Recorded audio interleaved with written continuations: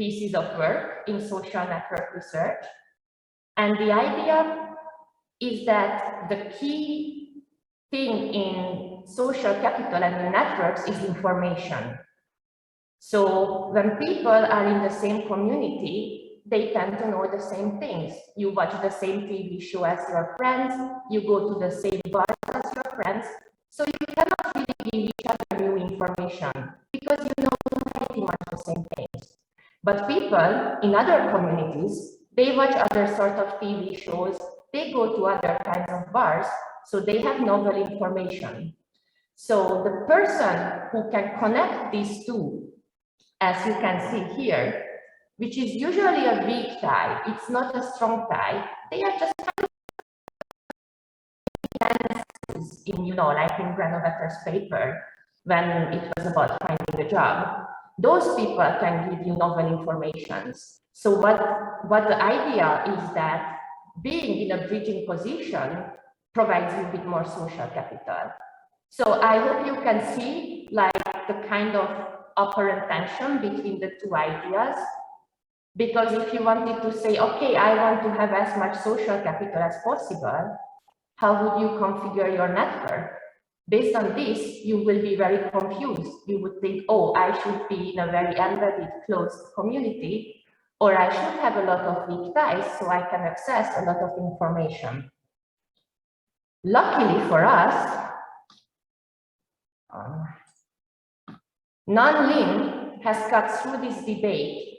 He is also another influential person from sociology. He's worked a lot about the network theory of social capital.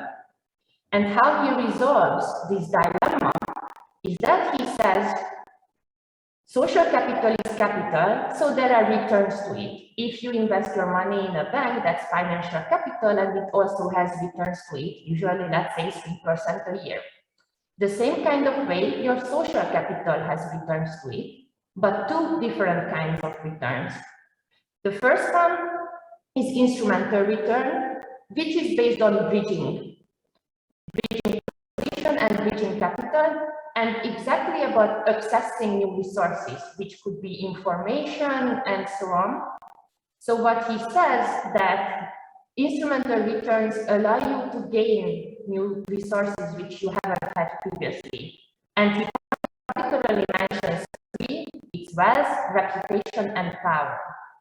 Contrary to that, he also identified expressive returns, which based on closure and bonding capital, like going back to Coleman's idea, which doesn't allow people to access new resources, but allows them to preserve their existing resources. And you don't only have to think about money and position when we talk about resources. As you can see, he sees your physical health and mental health and well-being as the resource, as the life satisfaction. So if you are embedded in a closed community and you are feeling sad and you have people you can talk to and they can cheer you up, that helps you preserve your mental health and well-being. And the second concept that's very relevant for our original research question is social support. It's very closely related to social capital. There is some debate how the two concepts are related to each other, but just the name social support tells us it's inherently based in social relations. And it's basically focusing on that these relationships can be assistive in nature. They can help you to be better or to overcome certain things. So how you can define, it's kind of hard to define because it has an intuitive meaning. I think when you see social support, you understand what we mean. But people are usually surrounded by a variety of social ties which provide them with different supportive resources, and that's it.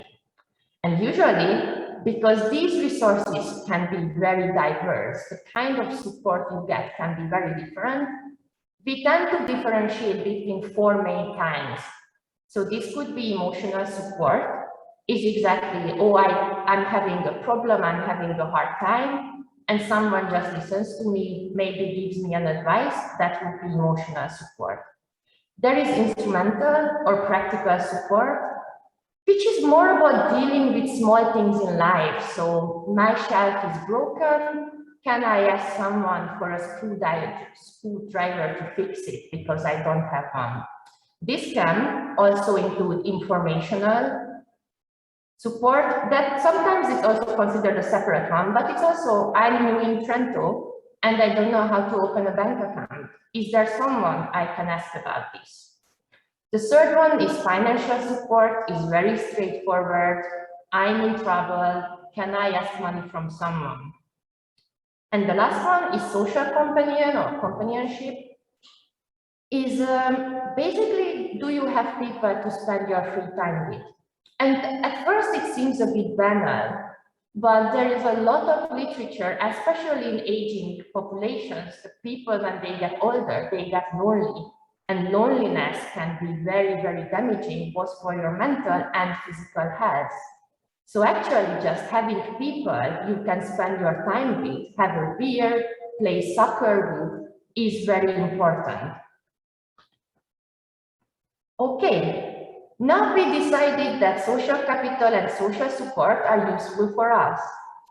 But how should we collect data about it? How can we measure it? Do you have any ideas what we can do?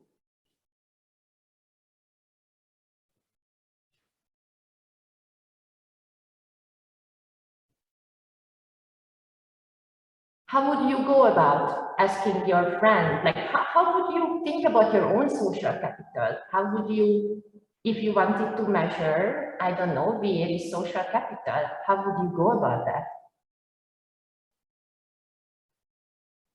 You can also write in the chat.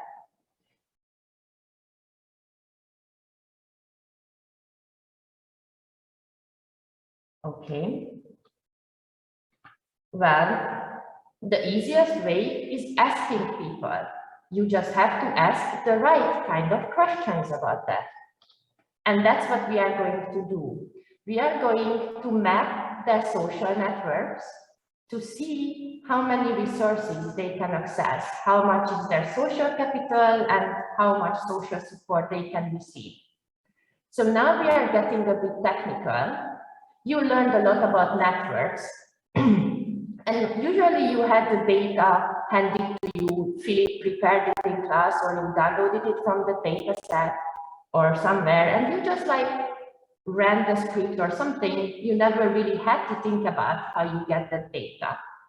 But generally, there are two main ways of researching the networks, designing the network research. It could be whole networks or social-centric networks design, or it could be egocentric or personal network design. The social-centric networks or the whole networks are the ones you've mostly been dealing with. So when you look at the big Twitter data set, or when you look at the Medici data set, is a whole network. You visualize that. It starts with having a group of actors like the noble families of Venice. And then you somehow measure how they are connected to each other, but you look at everyone within that group to see the structure of the group. So in the end, when you assemble the data, you get a complete network, like you've been doing, and then you can calculate all sorts of measures like centrality, so on and so on. And this is what it usually looks like. This is James Bond's network from Spectre. And you can see that it's a group, all the characters in that movie, and we have who interacted with whom in a positive way, and then you map the network. On the other hand, what you haven't really used that much is the personal network design or the egocentric network design. So it doesn't start with a whole group. You take individuals, you can sample a population, for example, and then you ask those people about their connections. But in the end, what you will be left is separate networks for each individual you talk to or collected data from. There are some advances when they try to combine whole networks based on that, but usually we keep it separate. So if I ask you now, all of you, about your social ties, I would have 5 or 6 networks completely separate from each other. And this is what it looks like. You have usually a central actor and then all the people in their network. Kind of straightforward. Oh. So the social-centric network is very useful to capture individuals' position in the broader social structure, which is relevant because we want to know if they are in a bridging position, for example. Also, it can measure indirect or absent ties, which does tell us a lot about structural roles. So, for example, here you can see that you can see like 2 communities, and you can see that this person connects them because you know that they are not connected here. About egocentric networks, they also capture the position of the individual, but it's limited to their direct ties. So we cannot say if this person has a bridging position between this and that group, because we don't know if these people are connected. We couldn't ask them about it because we only asked this person. So it does tell you something about the structure, but not as much as a complete network would do. Another important thing, it's usually called the boundary problem or the boundarification problem, is, as we said, we need a group to have a complete network. So how do we find a group? Where do we draw the line? How do we decide who is part of the group? It's not always that straightforward. So think about the example is you are trying to collect data about gang members, let's say in Chicago. You know, they are doing street fighting, dealing in drugs and so on. How would you decide who is part of that network and who isn't? Obviously, you have like the big bosses who run the operation. But then you have a lot of people who are just like loosely connected. If I hang out with the boss, am I also a member? If I don't sell drugs, but buy drugs from someone, am I also a gang member? So it can be very tricky to set the boundary. And it does matter because where you draw the boundary, it also changes how individuals are positioned within it. Also, another important ramification of doing this, the data you get is usually focused on one domain or one social foci or one social setting. So I could do a network of the class right here. Let's say I want to see friendship ties. But then, are you sure all of your friends are from this class? You could just tell me, no, actually, most of my friends are from my high school. And because you didn't ask me about them, your data is incomplete and you cannot really speak to my friendship ties. In contrast, with egocentric research, you can, okay, so let's go back to the beginning. The basic assumption is that people live in personal communities and it's unique to everyone.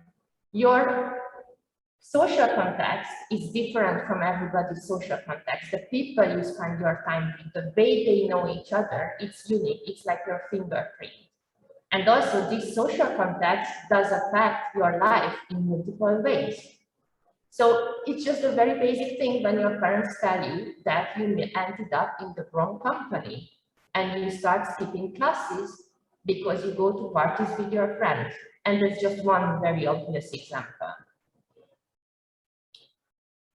So the idea is that we can ask the people and collect data from their point of view about their social context. And that also helps us because you don't have to artificially define a boundary. So if I talk to you and ask you, tell me your friends, who are your friends, you can give me people from your class, you can give me people from your hometown, you can list people from your high school, and they would all be included. So we don't need to draw the boundary, which has a lot of benefits, as you can see.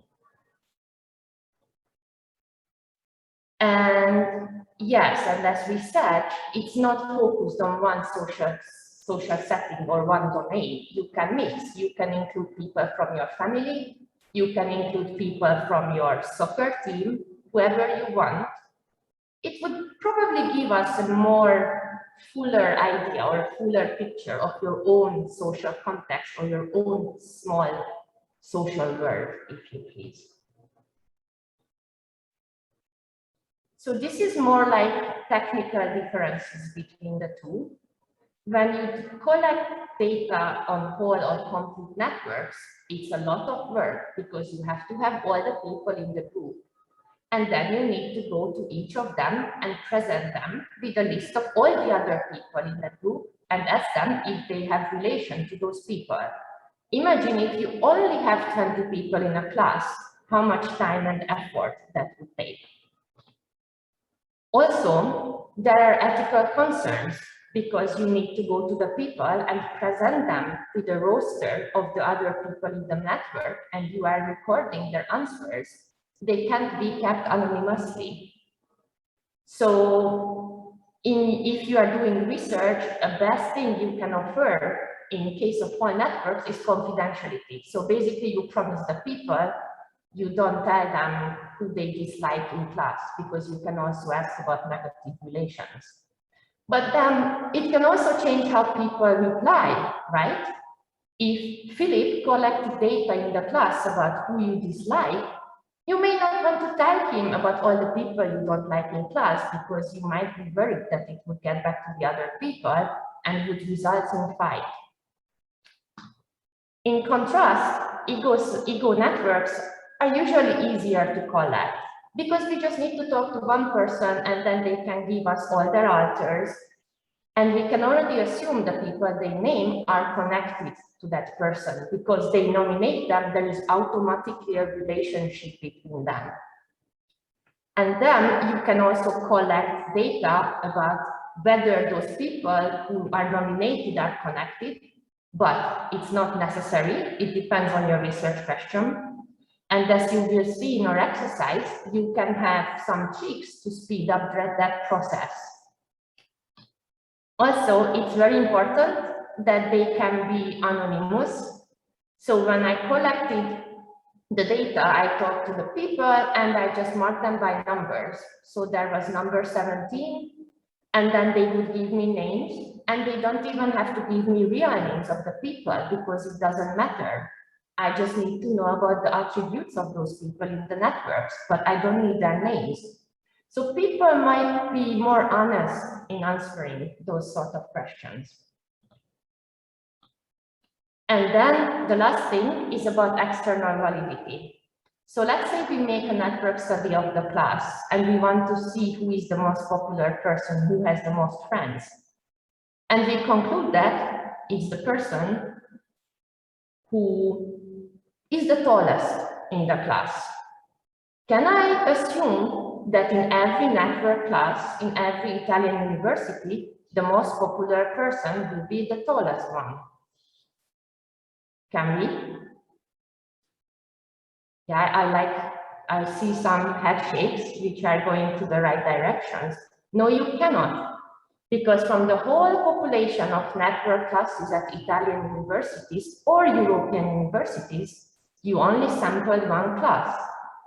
You cannot generalize automatically and say statements about all network classes in Europe. In contrast with ego networks, it's possible to draw a random sample. So if we have a roster of all network classes in Europe and we randomly pick people from there and collect data from that, it would be very similar to just a general survey design and would be much easier to generalize. Of course, it's important to note that with ego networks, you very often rely on convenience sampling, and that has the same sort of issues as it would be in any kind of survey methodology. So you cannot automatically generalize, but you can design it in a way that you could if you wanted to.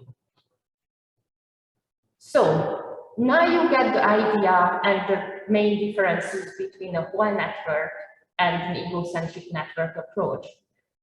Going back to our research question, how would you approach it? Which one would you select?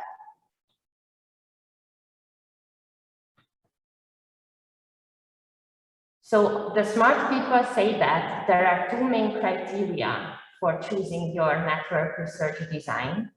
One, which suits better your theoretical question. And the second one are very practical considerations in data collections. For example, whether you need to keep it anonymous or not. So what would you go with for our toy research question?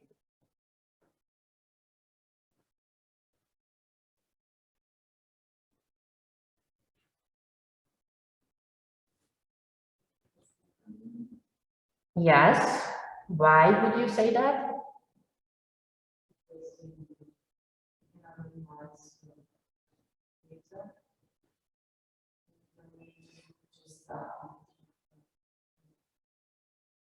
Group of people where you need to invest.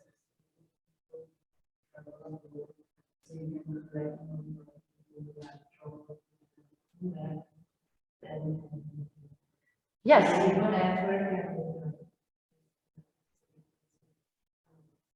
Exactly, very good. So I think the people online couldn't hear it, but what's your name? Flavia. So what Flavia said that one important thing is if we use an egocentric design is you can keep your respondents anonymously. Another thing I think she also mentioned is actually if you want to look at return migrants, it's a really big group. How would you even identify all Hungarian return migrants? And then if you want to see their social capital and access to social support, where do you draw the boundary? Do we want to know only about their connections to other return migrants or to anyone else? Hungary is a small country, it's 10 million people, and there are every year 17,000 returning migrants. So that's a huge population to actually take a whole network approach. So we are much better off talking to individuals and mapping their support network. So now that we proceed with ego networks, we have to clarify some things regarding the terminology. Egocentric networks are called a lot of different names. They could be egocentric, ego networks, ego nets, and personal networks. Usually they are used interchangeably. There is a slight difference between ego and personal networks. Ego networks are often used when you extract ego data from whole networks. Personal networks are more used in a more like qualitative approach when you individually talk to people. But it's a slight difference. You can use them interchangeably. Also, what is very important, the person you are talking to is called the ego. So it's not an egocentric network because the people are very selfish. It's egocentric network because you map it from their point of view, how they see the social world. And the people they name are called alters. So it's a usual lingo. That's what everyone calls the people in the networks. They are the alters. So how can you collect ego network data? There are a lot of ways you can do it. Mostly similar to when you are doing any kind of survey research. So you can do face-to-face administration, which just means you go to the people and ask them. You can do it through the telephone. It's more like usually for like really big national surveys in the States, United States, where they have a lot of money and talk to a lot of people, and then they have a random sample and they are calling the people on the phone. You can also do a web-based administration. There are some like programs. With ego networks, it's not that widespread, but it's possible to do. There is observational data collection, like kind of an ethnographic approach. for which there is a really nice example from White, and it's called the Street Corner Society. I think it was also either in Chicago or New York. And you can see that it's an old study, it's from the 40s. And he was interested in, I think, mafia or gangs. And he had a contact, a guy who was involved in those illegal dealings, and he just followed the guy for 3 years everywhere he went. And he just kept a diary and took a note of every people he was interacting with and observing whether those people know each other. So at the end of the 3rd year, he could assemble that person's social network just by shadowing him and following him everywhere. You can also do archival research, you know, like what they did with the Medici networks for the whole networks. You can do similar stuff for ego networks. And Nick Crosby and Gemma Edwards from Manchester has a very interesting study on Helen Watts, who was a very famous suffragette in Manchester in the 1910s and 20s. And they went through a lot of archival materials, letters, correspondences, newspaper articles, and just extracted the data by hand from that. You know, they were like, okay, there was this public protest where Helen Watts was present, and also the article mentions this for other people. So you can also extract this data from archival sources. And you can also do it from whole networks, as I think you've already done in class. If you have a complete network, you can like zoom in on one person and see their social world, like dissected from the whole network. But I think that's a bit of cheating. So, and how do you elicit the networks? So there are 3 main ways to do it. Basically, like eliciting networks means that how you define the network, what will be the content of your network, what you are interested in as a network. There is the position generator developed by Nam Lin. We've already mentioned him. He worked a lot on social capital and embedded resources. And the idea is that your social capital depends on the occupation of the people in your network. So what they ask is, do you know anyone who is a doctor? Do you know anyone who is a member of the parliament? And based on that data, they try to infer your social capital in the end. Then there is the resource generator, which kind of tries to address the shortcoming of the previous approach, because let's be honest, like I may know someone who is a member of the parliament, but would that person give me money if I need, or would that person talk to me when I'm sad? We are not sure about that. So there's like a lot of guessing there, a lot of ambiguity. So what they try to do with the resource generator is they are asking very specific questions if people can give you that resource or favor usually. So what they would ask is, do you have access to someone who knows how to fix a car? Instead of asking you, do you know a car mechanic? Or do you currently have access to someone who can do your shopping if you are ill? Let's say you broke your leg.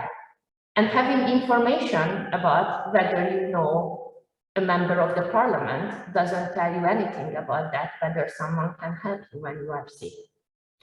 And the third approach, the name generator, it was developed by anthropologists, also has some Manchester connections, at least since the 1950s, but maybe even earlier.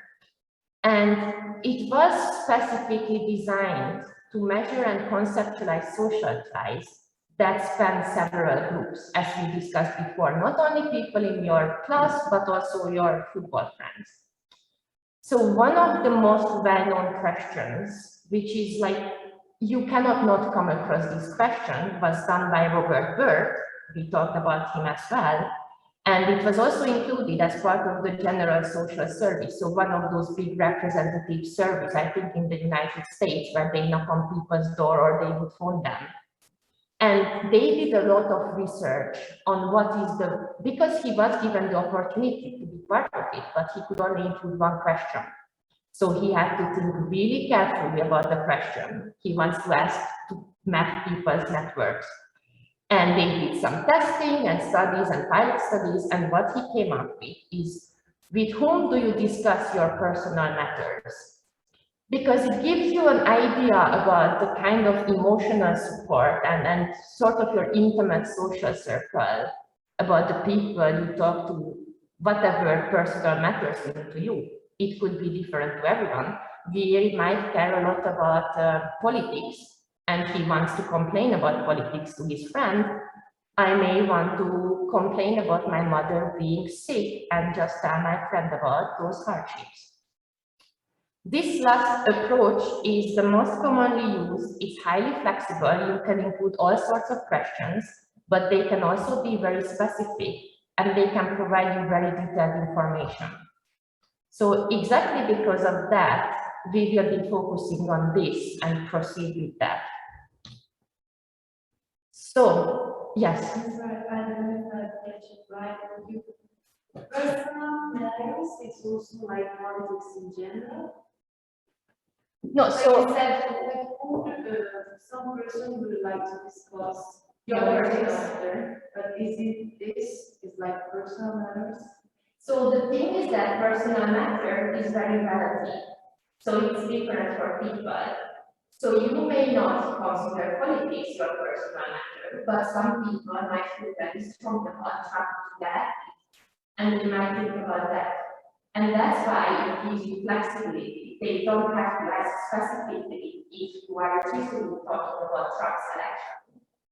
If it's important for you, you will automatically include in your personal matter. Is that clear? Yes.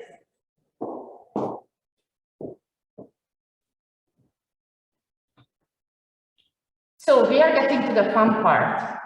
How do you actually collect your ego network data? It has 3 steps, which are always called the same, but the content may vary. The first one is the name generator. Who are in the network? Who are the alters? Like, who are the network members? Who are part of the person's network? Who are the alters? So we always start with ego. There is a network coming up here. That's given. That's the person you are interviewing or talking to on the phone, asking them about their network. And with the name generator, you ask them about the people who are part of their networks. And because we said that these people are automatically connected, they automatically have a tie to ego, you already know that there is a social connection there. Then you have a name interrelator, which is basically, you also want to know if the people, the alters, know each other in the network. Because for social structure, it's also an important information. So it can be weighted or non-weighted data, and there are several ways of measuring these two. One of the most common ways is you just simply ask, who are the people who know each other? But depending on what you want to measure, and I much prefer the second one, let's say you want to know informational flow in the network. Who are the people who know each other and would also talk to each other when you are not there? Because what do we mean by knowing each other? Yes, my mother met my friend from high school, so they know each other, but would they talk if we are not all in the same room? No, my mother wouldn't write to her on Facebook or something. So they cannot really exchange relevant information with each other. So that gives you how the alters are connected in the network. Then you have the name interpreter, where you want to know about the attributes of alter. This is another terminology, alter attributes. So they can be categorical or continuous variables, basically. And just information. Are those people male or female? Are they Hungarian? Are they Italian? Are they 12 years old? Are they 65 years old? So you can get all sorts of data there, which then helps you, to see different things about your network. And then you computed several measures where alter attributes are key for homophily, heterogeneity, and so on. Think about them, they give the color to your network.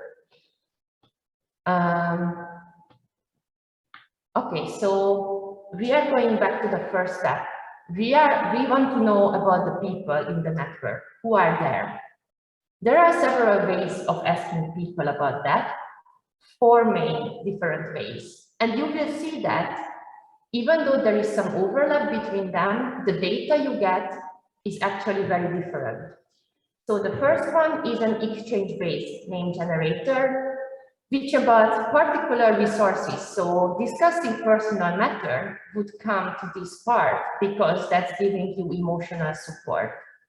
Or some kind of, if you are in a difficult, if you need to borrow a small household item, let's say, I don't know, a hammer, could you ask someone about that? So there are several ways, but they usually ask for very typical resources and particular one. It's also the most common way of measuring and operationalizing social capital and social support in network studies. Then you can have content-based name generator questions, where you are asking people about particular attributes or shared experiences. I think it's easier to understand if you know the examples. So there is a lot of research going on about networks in HIV, for example. So for that, one question would be, who are the people you had sex with? Or also a lot of health research might also be HIV related. Who are the people you had drugs with? Who are the people you shared the needle with? You can see that it would give you a very different network from the first one when you ask who you could borrow a hammer from. Also, it has one main limitation. It's usually one-dimensional. So you usually only ask about drug users. You don't ask about other forms of social support, for example. Then there are effect-based name generators. It's usually about how you feel about certain people. So it's mostly about like, who you feel very close to, who are people in your intimate circles.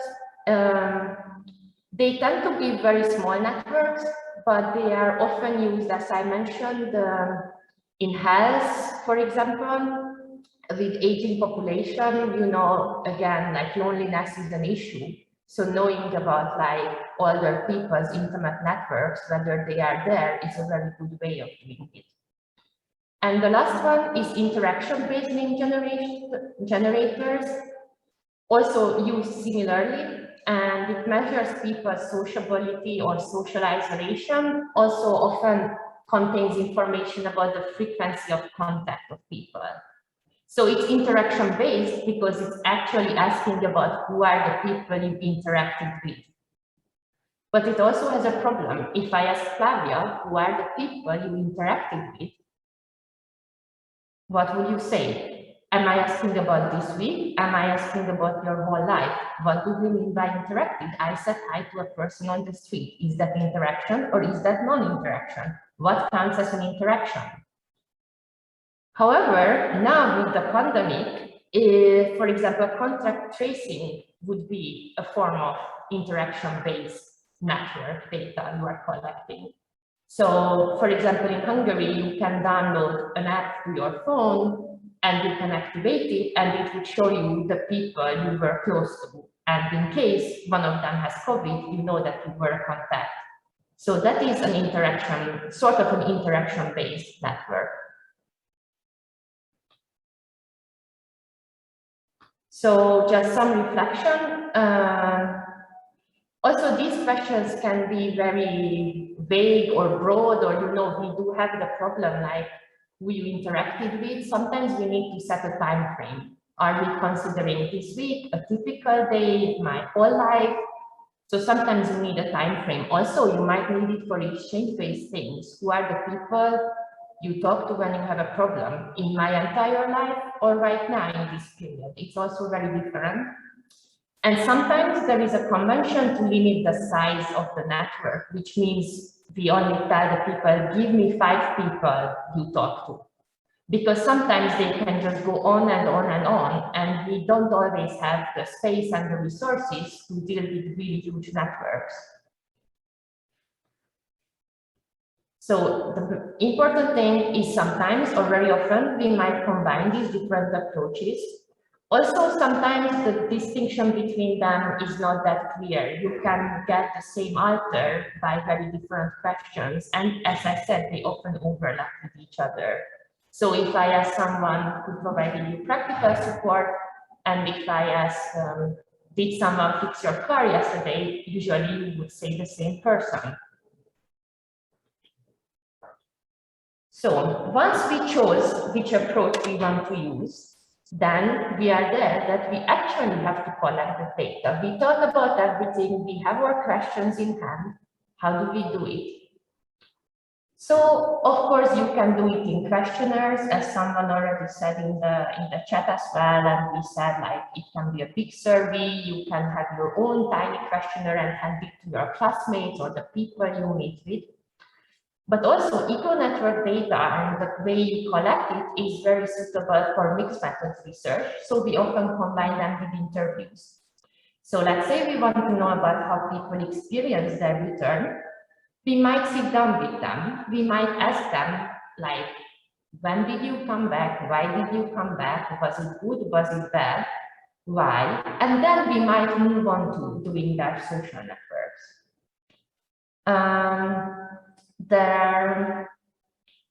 Yes, so often when you do the ego networks and you are not doing a questionnaire or a survey, there are often so-called participant-based sociograms, and the target method is a particular type of that. And it's based on the social convoy model of Kahn and Antonucci, which is basically the idea that you have a convoy of people kind of like going through life with you who are close to you to different extents. So there are people you are very, very close with, and there are people who are like, you kind of know them, but they are still part of your life. But you will see soon how it works. And then you can do that on pen and paper, and there are digital ways of doing it, which are super interactive and super nice. Oh yeah, yeah, okay. So now let's do the fun part, doing your own ego networks. So I would like you all to either have a file open on your computer or get a paper and pen. And we will have some name generator questions, and I would like you to answer. So just write a list of names on a paper or on your computer for each question.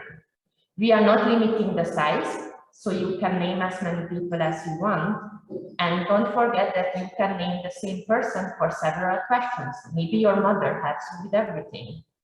Also, what we discussed is that you don't have to use people's real names. You can call them Butterfly and just consistently call your friend Butterfly, because you will know what you mean with that, but you have to be consistent. So yeah, just prepare like, I don't know, a Word file on your computer or a piece of paper. And do you guys have paper or computer here? Sorry? Do you have a paper or? Yeah.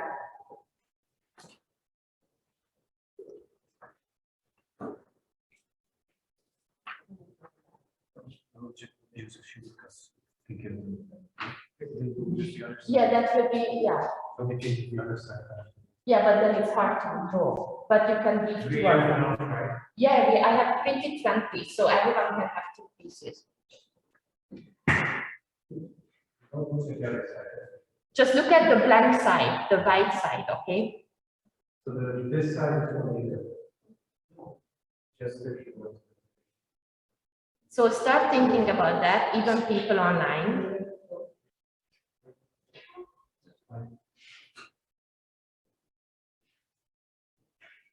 So the first question is the financial support one. If you suddenly face some financial problems, and suppose you would need to borrow a large sum of money, around 1,000 euros, whom would you ask for it? Just put down the names.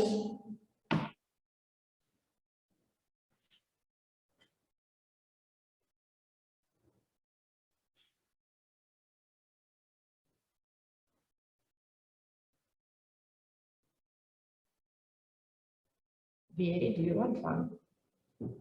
Oh.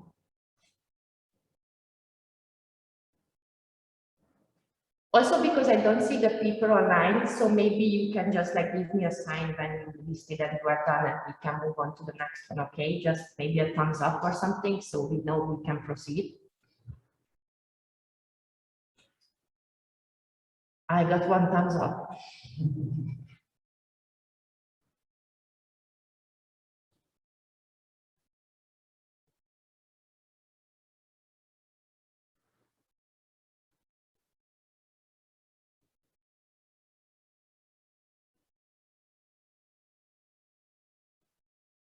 Okay, I see some people still thinking here, so we will wait a bit longer, but we have a few more questions, so we also need to proceed. So the second question is the classic one, the important matters. So from time to time, most people discuss important matters with other people. Who are the people with whom you discuss matters that are important to you? And I have a bit of help on the side, so you know, like, it's a good way of organizing your answers for later.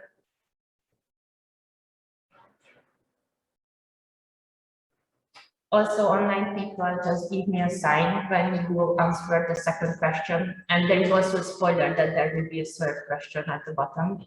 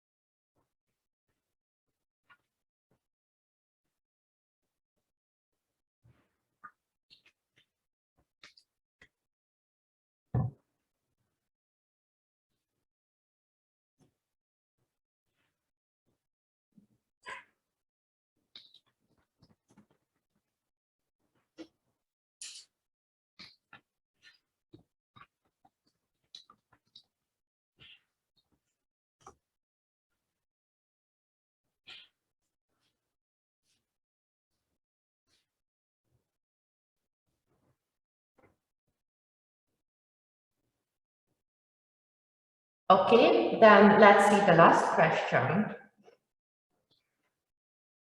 Sorry, which is, as we all know, we talked about that before, leisure is an important part of our everyday life. Who are the people you spend your free time with in the last months? It's not like everyone, but you know, like in general, like you usually spend your free time if you think about the last months.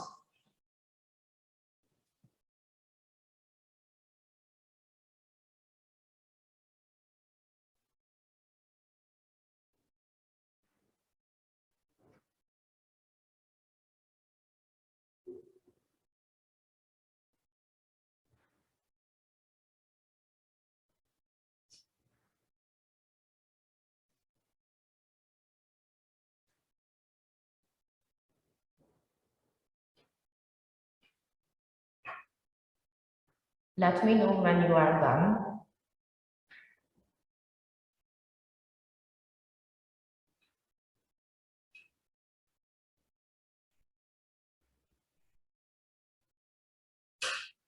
Okay.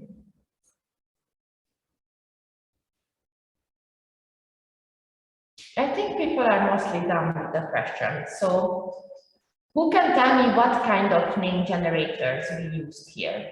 Were they position generators? Were they exchange-based, content-based? What did we do here? You can look at the slides, it's online if you need a bit of help.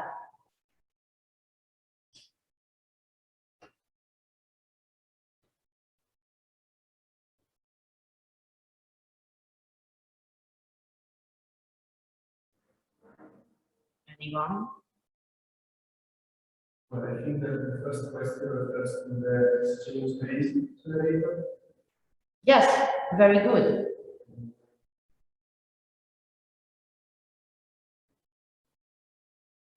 Is the affect-based on the second one?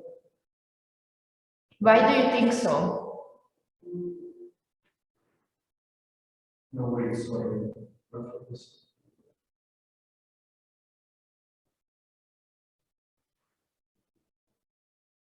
Well, because if you discuss something important, maybe you will put some of the most important details here.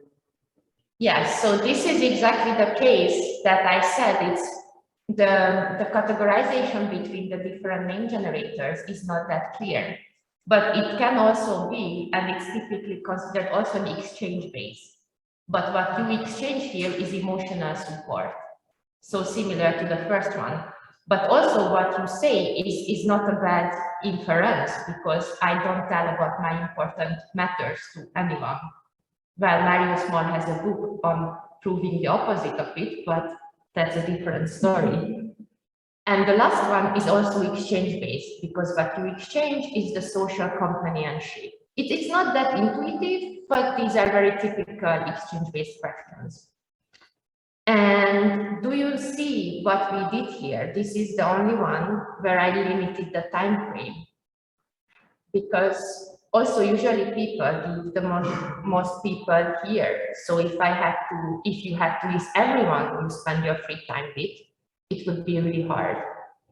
So just to get a general idea, I don't want to like delve deep into your networks, but how many people you listed for the first question?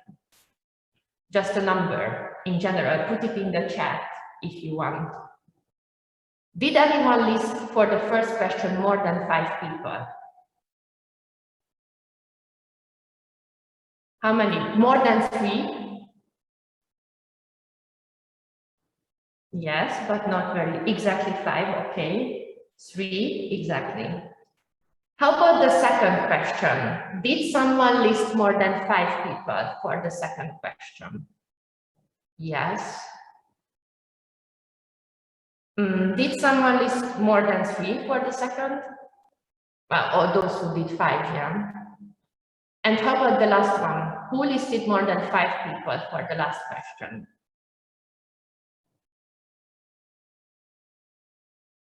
Last question. So I think from what I can sense, it's kind of hard to put together the two, but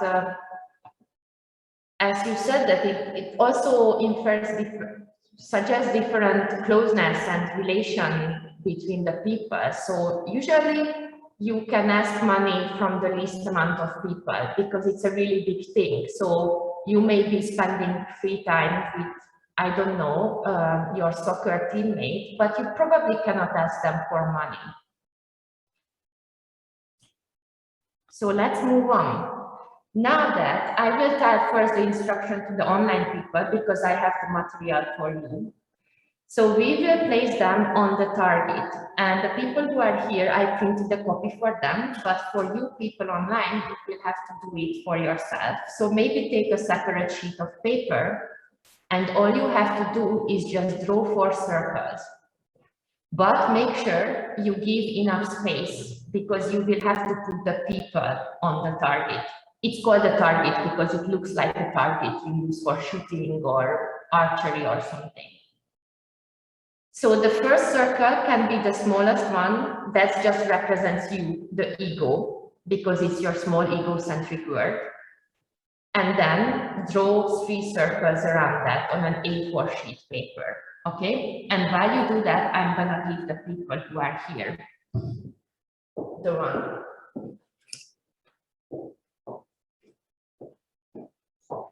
It's on the other side of the paper, but it's easier if you don't have to read the paper all the time because you will have to have your names. So it's Oh, yes, so it's the one I was for my PhD, so there is some information on the criteria. Also, I just had to take out the Manchester logo from it before class because I thought that highly appropriate to have Manchester University logo. So, did you get one? Okay, so short criteria lesson, A is ego, and then the rest will be the same information. We will see. So can online people let me know when they do their circles?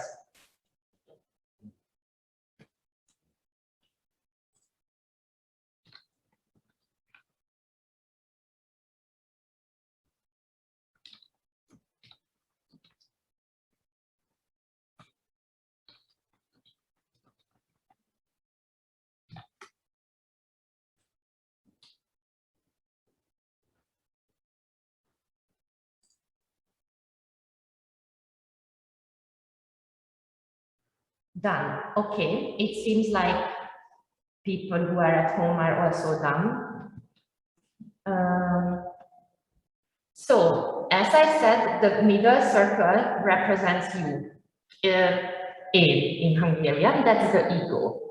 And then the different circles based on the social convoy idea means that how close you are feeling to different people. So as visually it's also shown in the first circle, you will have the people you are very close to. The second circle will be people who are close to you. And the third circle will be people like somewhat close to you. And then on the edge, which is just like the rest of the paper, that's reserved for people we are not close to at all. You may not put anyone there, but there may be some people who fall into that category. So now the next step is to look at your list from before and write the names of all those people into the appropriate place based on how close you feel to them. So let's say I'm feeling very close to Margaret. I'm close to my dad, but you know, he's an old man, so you know, same with my mom. Then there is a friend called Pete, and there is also Emma. And then some people I'm close to, but not terribly close to, are Francesco, Gianni, Chiara, and Carlo.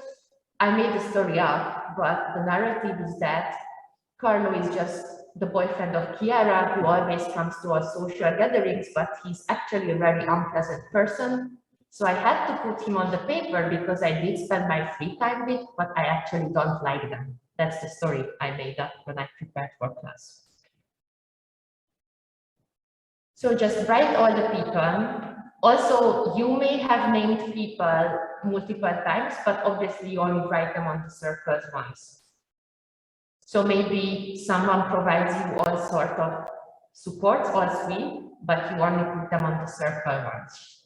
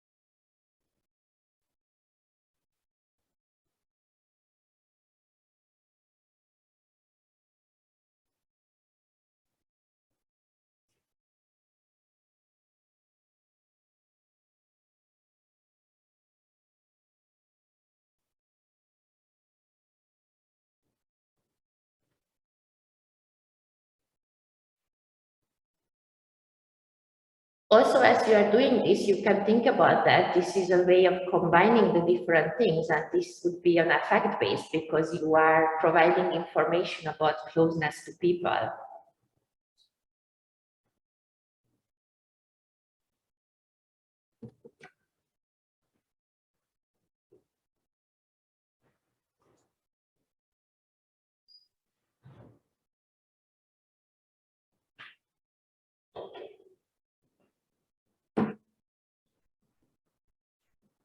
So how are we doing? Are we still thinking? I know it's not a very easy question, like, how are the online people doing?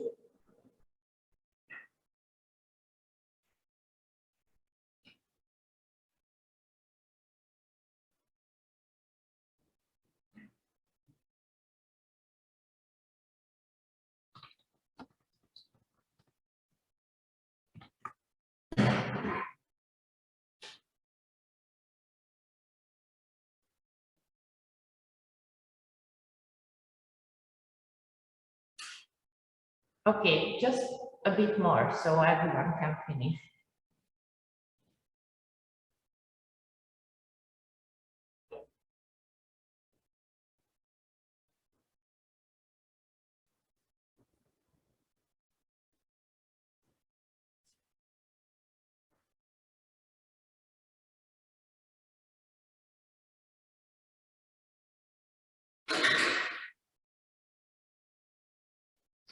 Okay, so those who are done can move to the next step, which is the actual name interrelator part, where we assess the relationship between the different alters.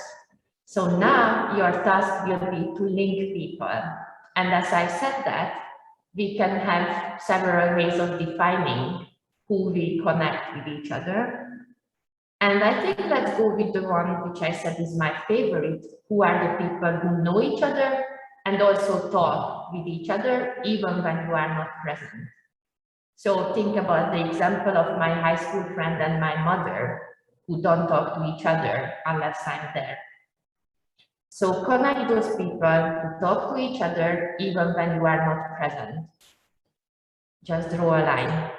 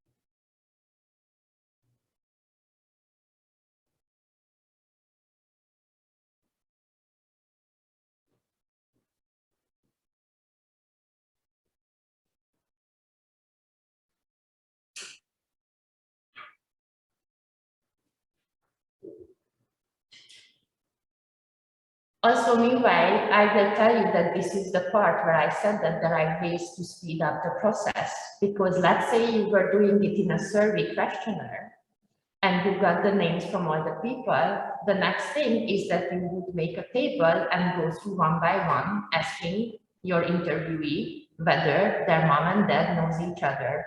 And they would have to say, and you would note it in a big table, whether the two people know each other. And it takes a lot of time, And also it's very boring for people. So there is a respondent fatigue, and after a while they don't want to cooperate. And also sometimes your questions just sound silly.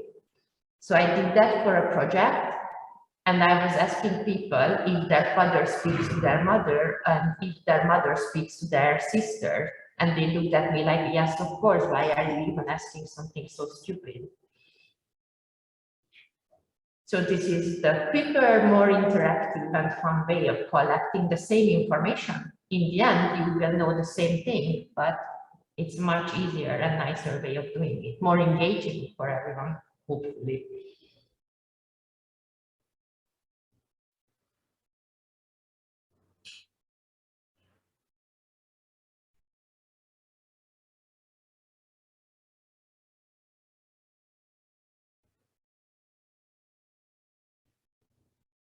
Okay, let's move on. It doesn't have to be perfect. It's just an exercise. You can think about it more when you are at home, but I don't want to keep you for too long, so we have to move on. Clearly, we said the third step is the name interpreter. So what usually we will do is have a table with all the information you want to know about the author, so all the attributes you are interested in, more Hungarian, because this is also from my PhD research. You can see how it's anonymized. I only have a number for the person. I don't know their name. I don't remember. So you would have the authors listed here, you know, Francesco, Giovanni, Pete, Margareta, whatever. Then you would have their gender, their age, how long they know each other, whether they also lived abroad, and what kind of relationship they have. So are they romantic partners? Are they relatives? Are they friends? Are they acquaintances? Are they colleagues? Or maybe something else? So you can see that how it would take a lot of time if you now have to start putting this all in a table and then answering the questions. So let's make it quicker. Just look at your own networks and put a square around everyone who is a male and the circle around the females. If you have different colors, that's even better if different color pens.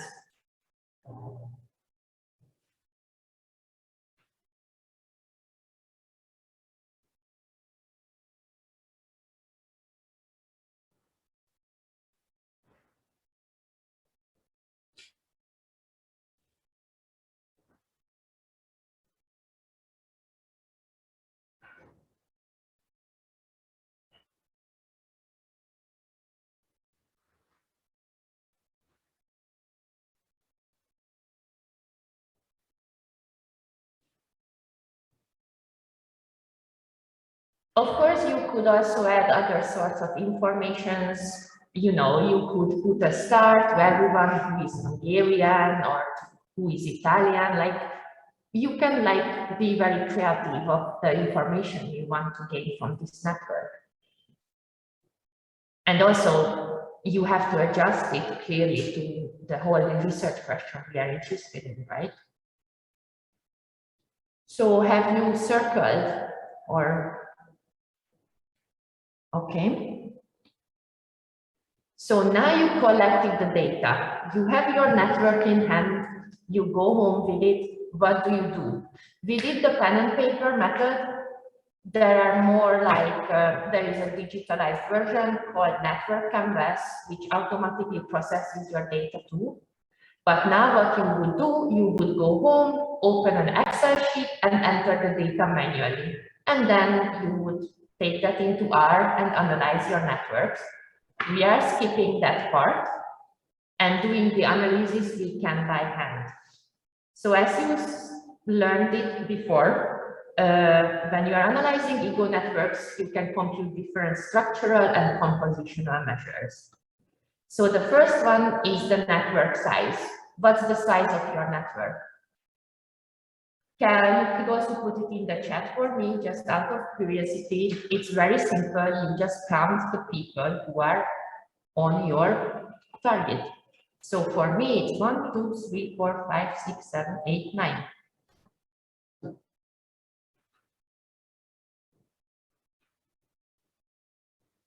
Give me some numbers. Okay. 17. 16. 13. Oh, 13. Oh, okay.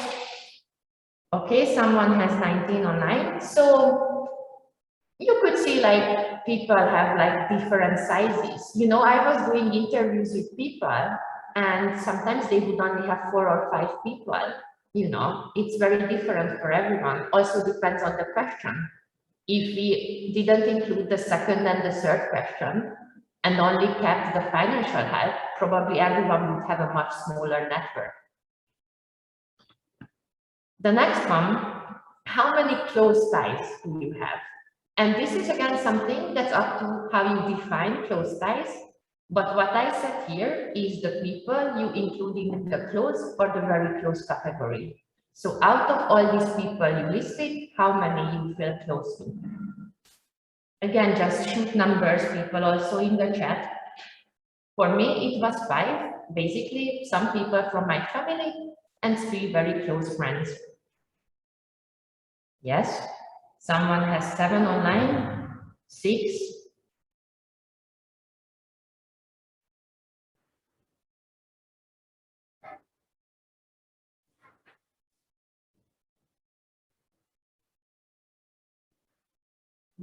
Nine, okay.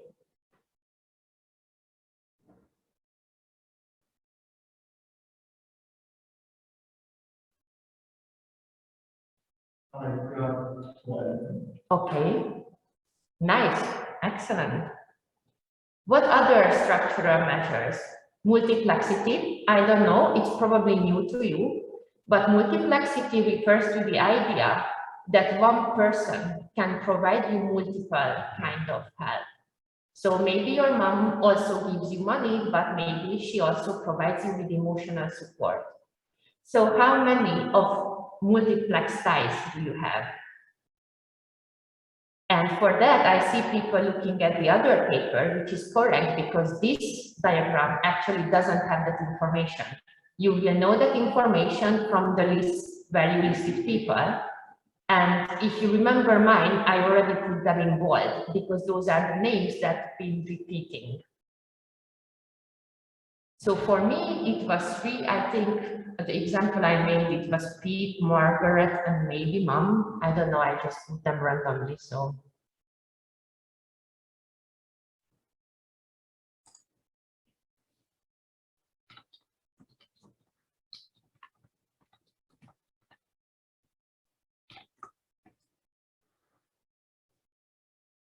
Also, why do we care about multiplex ties?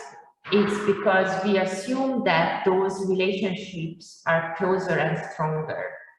So the person who provides you with multiple kind of support, we often assume that's like a stronger relationship, that's a stronger tie.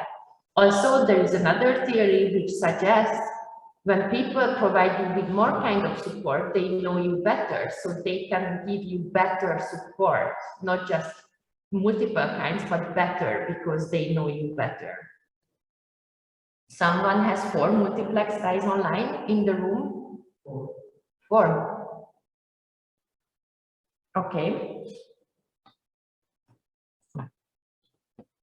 And then you can compute density, you know, number of existing ties compared to the number of possible ties.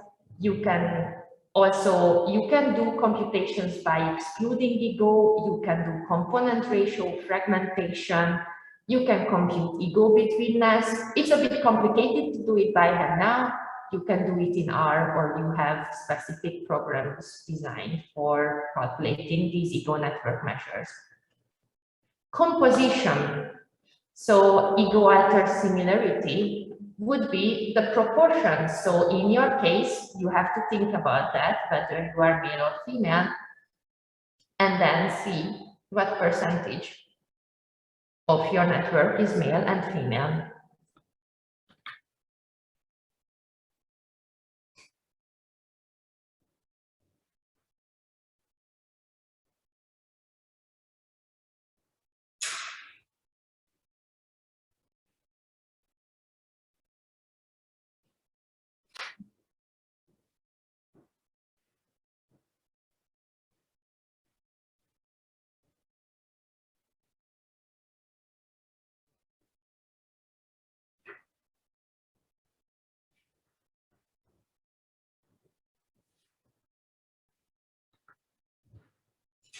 Someone has any proportions? How many female someone has? Like, what's the percentage of females in a network?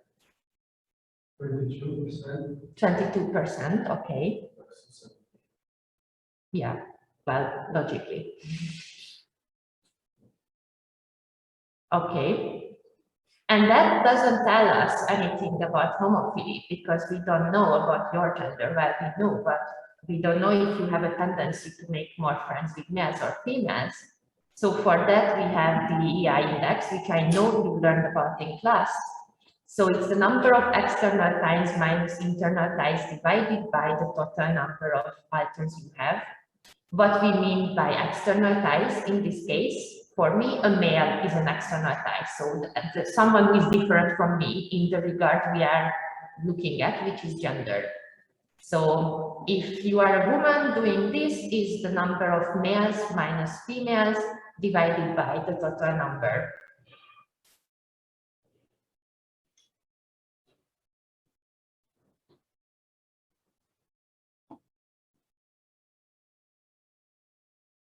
If anyone has a number, just let me know, because I think it's actually one of the most interesting measures you can do with ego networks.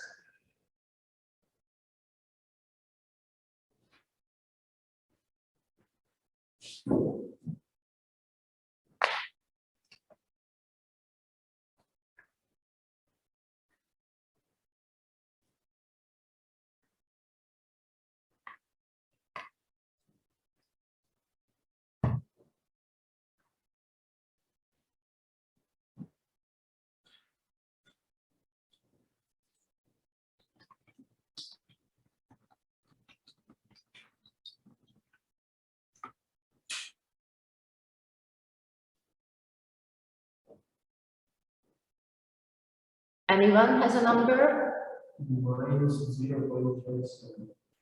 Okay, and what does that tell us? How do we interpret it?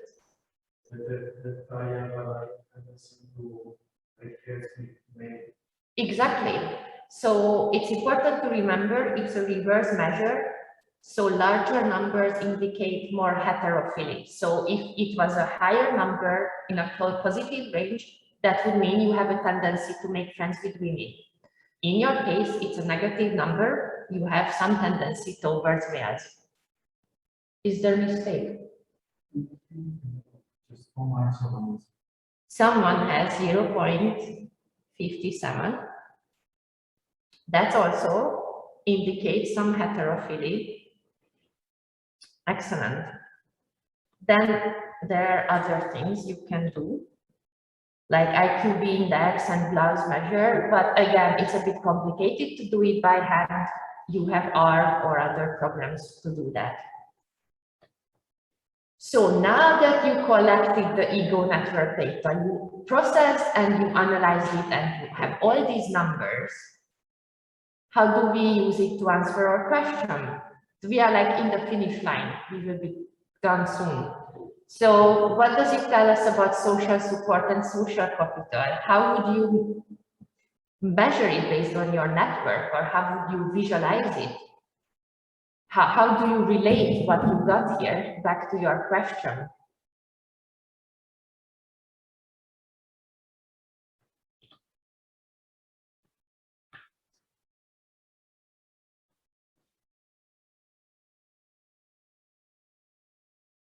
How do you think like it would relate to people's experiences of moving back? What would be your idea?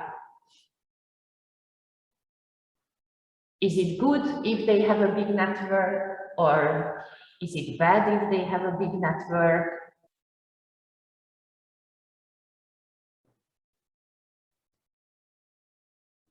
Well, of course, I think that it depends by which one of the people we are looking for, but maybe we can say that if someone has a large network with a lot of close ties and going abroad make Mm-hmm. you can feel disconnected from ties that he has. While if someone does not have a lot of connections, maybe going somewhere else is probably not going to That's very good. That's a very good, exactly. So also for that, it would be very useful to also know where those alters are located. Are those friends in Hungary or are those friends in Italy? But what you said is really good. Exactly, that's what we are talking about. So I'll show you some nice pictures to finish with from my PhD. And there is no one way of answering the question or visualizing it. There is no like a holy grail of wisdom, but you can be very creative and do different sorts of things. So I used two cases and compared two girls I interviewed. And you can see on the left, there is one girl, and in this network, the size of the ego actually represents the number of social support they receive.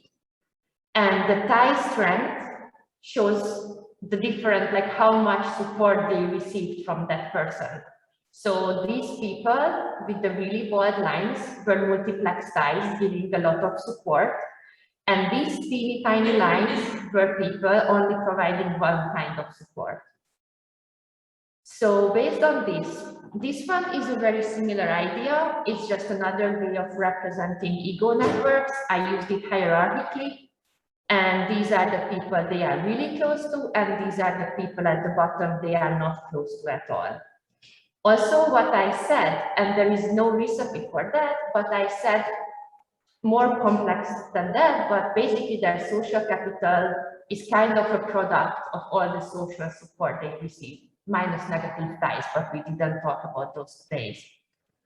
So based on that, you can see that one girl has a very rich network in social capital, a lot of ties, a lot of support she's getting.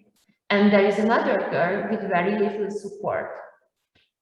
What I want you to take away from it is one thing, if you look at the size of the network, and surprisingly, the resource poor networks have more people in it.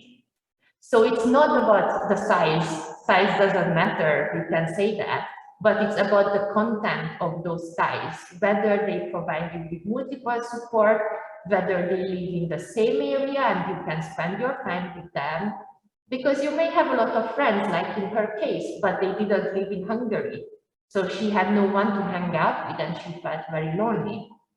And that's also kind of like spoiling the last question, which one you think had a better return experience, which one was happy to come back to Hungary, and which one was not happy to be in Hungary.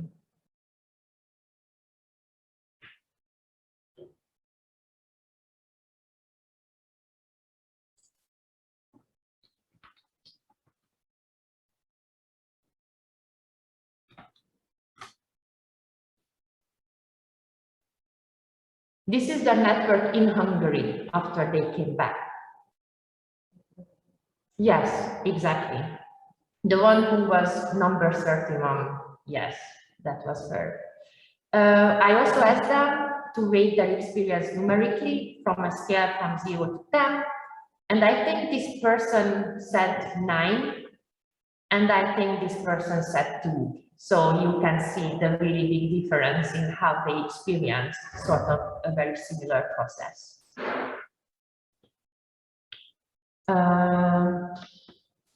So this is just the same point.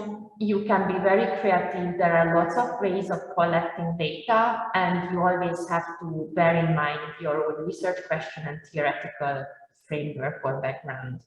But what's very important, you have to make choices, but you have to be ready to justify them later, because that you will always be asked, why you asked this question, why didn't you ask that question? But it's perfectly okay, because you thought about it and you decided. You just have to tell people why you decided to go with the exchange-based questions and not a content-based question, for example.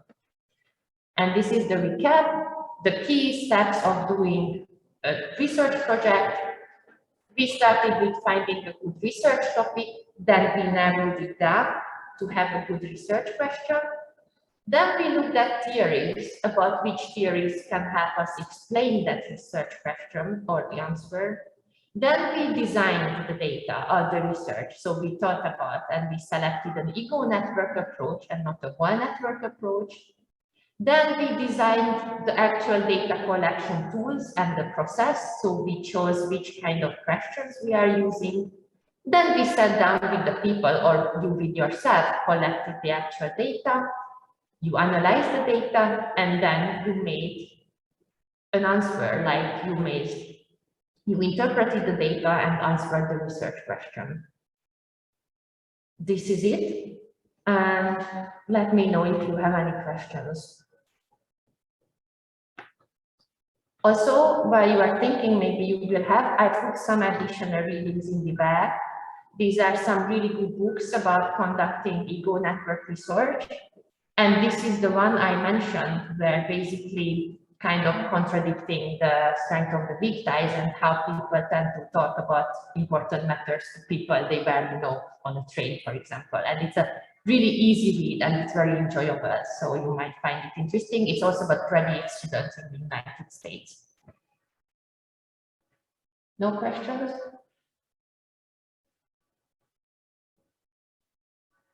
Well, I have a question about your research. So maybe have you found like some findings or result that was completely unexpected?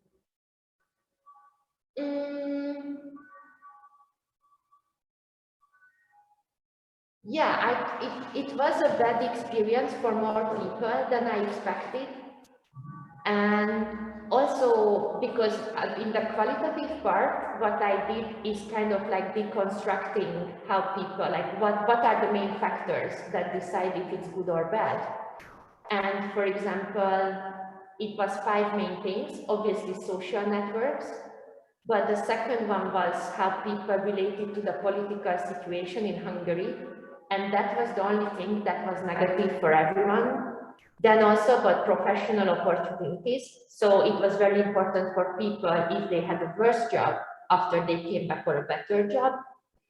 Living conditions, so very simple things, but many people who lived in England and went back to Budapest, they were like, oh, the weather is so much nicer here and the public transport is so much better than in London. And there was someone who moved back from Zambia and he loved being in Hungary, but he was like, I hate this weather. I haven't seen rain in 2 or 3 years. And the 5th one was identity, like how much you feel that you are Hungarian and whether it changed through your experience. So that was something that I thought was original and unexpected, that you could actually end up with these 5 very clear dimensions to describe the experiences. You're welcome. Online questions? I think some people left online. Can I first close this recording? And can anyone tell me where I have to push the button? Because interrumpy, seems like I pause it. Yes. But it would stop. Yes, it's right. Okay. And 6. Recording stopped. Good, because I think last time I did it here, I forgot. I mean, okay. So I think it's 9 o'clock, right? 8. 8 o'clock. No. Yes, 8 o'clock. I was long, but not that long. No. It was 8 o'clock, so that's what I'm saying. Okay. Well, thank you. Thank you. I do wonder about Mario Small's idea about who you talk with about personal matters. Why that is. Do you know what the or you don't want to spoil the story for us? Should I spoil the book or? Yes, spoil it. Okay, so basically he says it's oftentimes contextual and situational. So he looked at graduate students in the Ivy League and they were struggling with their PhDs. It was the case study. And, you know, they meet someone on the corridor, they barely know, but they bond easily and they talk about personal matters, how they struggle with PhD, while if they come from rural Wisconsin, they may be very close to their mothers, but their mother would never understand their PhD struggles.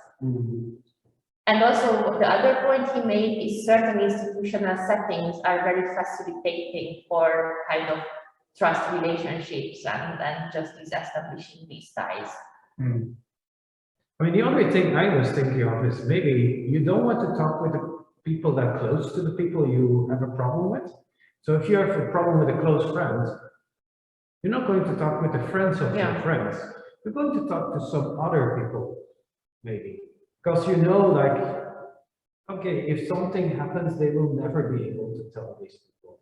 So, Yeah, people also get strategic, or also well, there might be the thing, like, let's say your parents sacrificed a lot for you to be at that very good university and you don't like it. You will not tell your parents because it would break their hearts.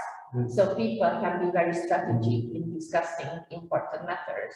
yeah, that's why the picture is like that, I guess. Yeah. Where there's the one tie that's like the white one on the complete outside. Okay, cool, good. So as you remember, I told you, Thursday there is a possibility for question answers, but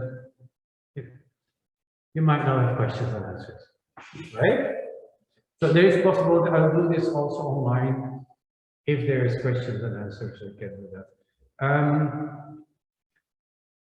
Yes, what I actually will propose, and I know I need to send still the stuff, right? I still get groups sent to me every day, like today I got, I think, another one. Make sure to do that, but what I will propose is before the exam, a week before the exam, around a week before the exam, I will also have I will give you an opportunity to have another question and answer session. Online, of course, but still, if there are questions, I don't generally do that one day before because I know that's panic day.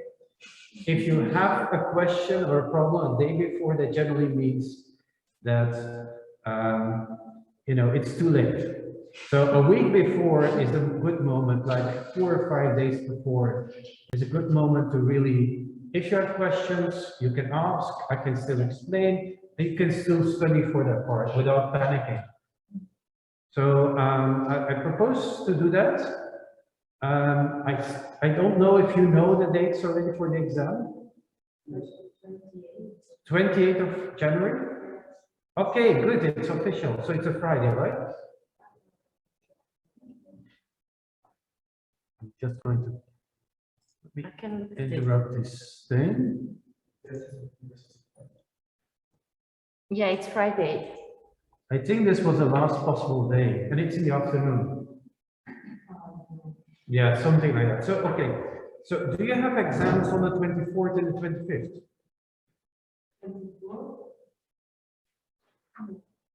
25th? Okay, so maybe we can organize something on the 24th or something. If that's okay. And then basically, you know, let me see, 24 in the evening or something. So that, you know, there's a few days if you already, you know, if you have still questions. Yes? So the exam is written. It's open book. So you can bring everything, but you have to print everything. So it can't be anything online. Yeah, so you can't bring a computer and do things. You have to print it. And I know this is not ecologically so good, but you know, it's the best we can do, I think. Yeah. So you can bring everything you want, and yeah, I will. Yeah, I will probably put something online as well about what's sort of expected for this. Yeah. Okay. And I think it's 2 hours in total, but I think normally you could do it in 1 hour because it's 2 hours is normally like for more questions. Okay. Can I already ask you that since I have to graduate in March? Okay. Does it take for the exams to be corrected? Well, can I ask you if you can do it big I will try to do it as fast as possible. I don't have any other exams to correct, so